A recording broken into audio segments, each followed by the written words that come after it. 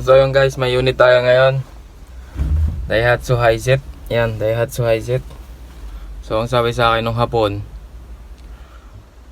napalitan na daw to ng ignition coil, napalitan na rin ng spark plug, tapos ganun pa rin daw ang palyado. So confirm muna natin.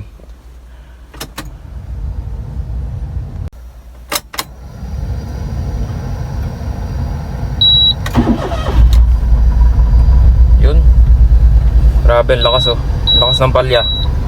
Pakita ko sa inyo, pati sa engine. Yan guys, sobrang palya. Ngayon, sinabi sa akin, ganun pa rin daw yung misfire. Nasa number 2 pa rin. Nagpalit na ng ignition coil, nagpalit na ng spark plug, ganun pa rin. So, gagawin natin, i-check natin ngayon yung supply dito sa igniter. Kung merong 12 volts o kaya 5 volts na galing ECU. So yun, gamit tayo ng test light. So ito, naka negative na tayo yung probe natin. Tapos dito tayo susundo tayo dito sa unang pin. Yan, pansin nyo, malakas yung ilaw, di ba? So ibig sabihin complete 12 volts tayo. Ito yung 12 volts. Dito sa kabilang pin, hindi ganun kalakas yung ilaw, which is galing to ng ECU. Ito yung 5 volts na sinasabi.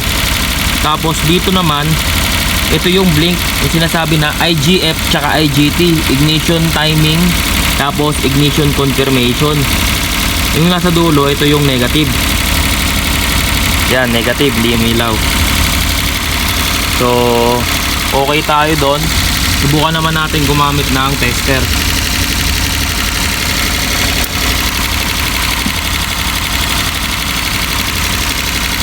Wait lang ha. Yan guys, nakasuksok tayo, positive, negative. Ang reading ng, meron tayong 12 volts. 12 volts, meron tayong 12 volts. So ibig sabihin, buo yung linya natin sa pagpunta ng ignition coil. So balik na natin yan. Ngayon, puntahan naman natin yung injector. Pag tinanggal ko to,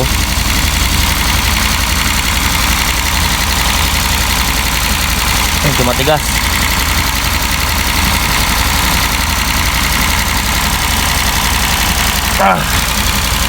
Sakit ah. Ito yung sinasabi ni Idol Matsky na lagnot dalaibot. Yan, tanggal natin. Guys, natanggal na natin lahat-lahat, hindi nagbago. Hindi siya nagbago.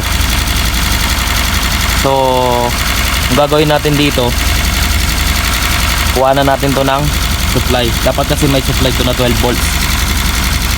So, bago natin gawin yon, hanapin muna natin kung saan yung negative o yung positive. So, para malaman natin kung ano yung wala, kung positive ba o yung negative. Ayun guys, so ibig sabihin may positive tayo. Yan o, positive. Ito, may positive tayo.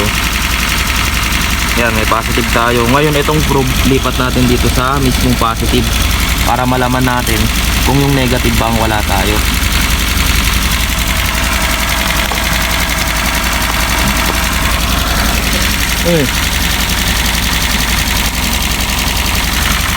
Ayan. Oh, ang hina niya. Ang hina ng negative guys.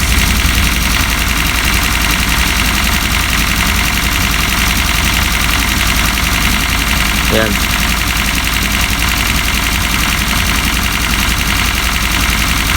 Ayan ang nangyayari.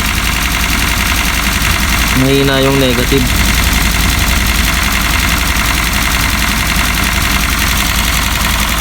So dapat ang gagawin natin, baklasin natin yung number 1. I-confirm natin ngayon.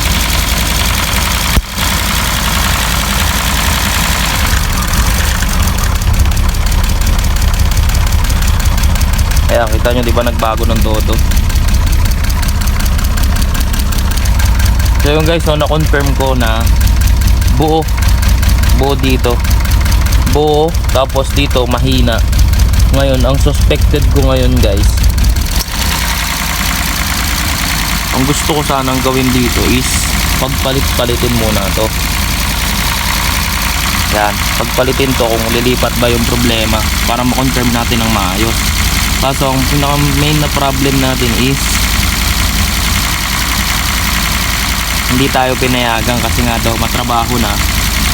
So since nandito tayo sa Japan, sinusunod lang natin yung mga boss natin.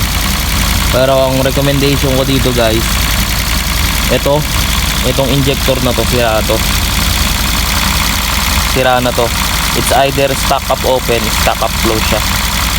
Kasi may supply siya ng negative may supply din siya ng positive. So ayun ang problema.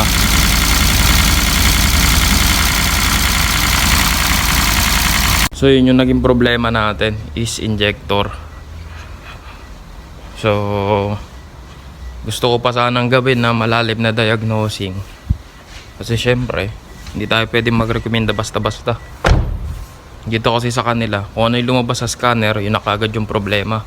Kasi nakailaw yung check engine nito bago to gawin. Ang nakalagay P0420, which is Shokuba, yung catalytic converter nga daw. Tapos pagka nasa likod ka ng sasakyan, maandar yung sasakyan, umuusok, alam mong merong hindi nasusunog na gas kasi matapang. So yun, pinalitan nila, pinasa sa akin. Tas ganun yung gagawin kong recommendation para ma-diagnose natin ng maayos. So wag na daw gawin kasi nga daw kakain daw ng oras. So hanggang doon lang yung natin guys, yung diagnosis natin. Pero sure ako na injector yung problema nun. Kaya sinabihan ko rin na palitan ng injector, ayaw naman nila. So wala tayong magagawa. Ganun talaga. Yun lang, konting tips lang yung guys. God bless, ingat lagi.